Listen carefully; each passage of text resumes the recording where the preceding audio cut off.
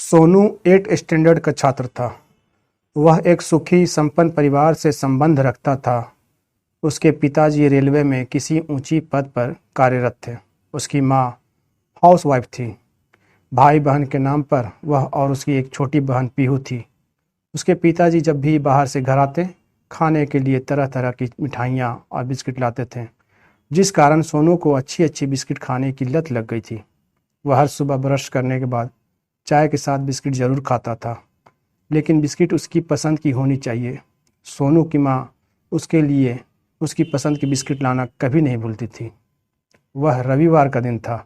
सोनू थोड़ा लेट सोकर उठा और हमेशा की तरह ब्रश करके अपने माँ को चाय के लिए आवाज़ लगाई। पर यह क्या, आज चाय के साथ उसकी फेवरेट बिस्किट नहीं थी, बल्कि उसकी जगह कोई और सस्ती बिना क्रीम वाली बिस्किट थी। सोनू चिल्ला पड़ा, माँ ये क्या है, मेरी फेवरेट बिस्किट कहाँ है?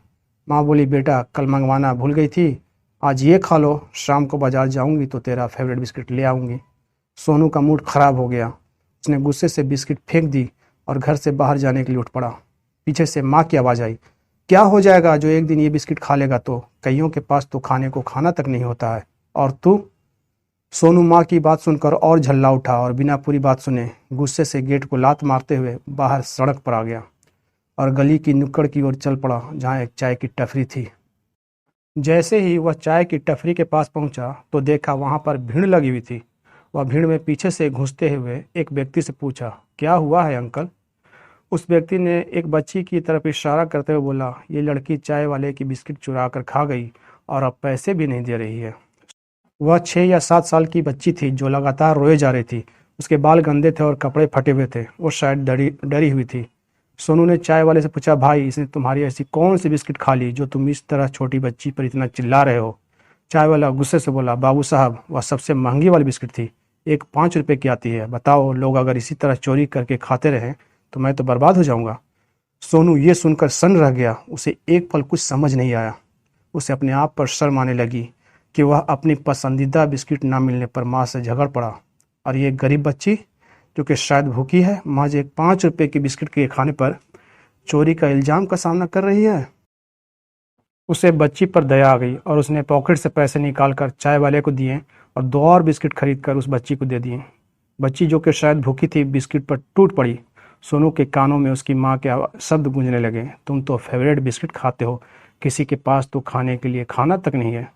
सोनू अपने आप से शर्मिंदा हो उठा और मन ही मन तय किया कि आज के बाद वो कभी भी फेवरेट बिस्किट के लिए माँ से झगड़ा नहीं करेगा।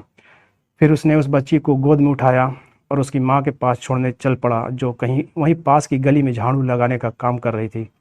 जो अपनी बच्ची को चाय वाले के पास बैठा कर गई थी, पर बच्ची भूखी थी और भूख बर्दाश्त न कर सकी और बिस्किट चोरी करके खा गई। सोनू बच्ची को उसके माँ के हवाले करते हुए बोला, आंटी आज से हर दिन जब आप यहाँ काम कर रही होती हो तो इस मुनिया को मेरे घर पर छोड़ जाना।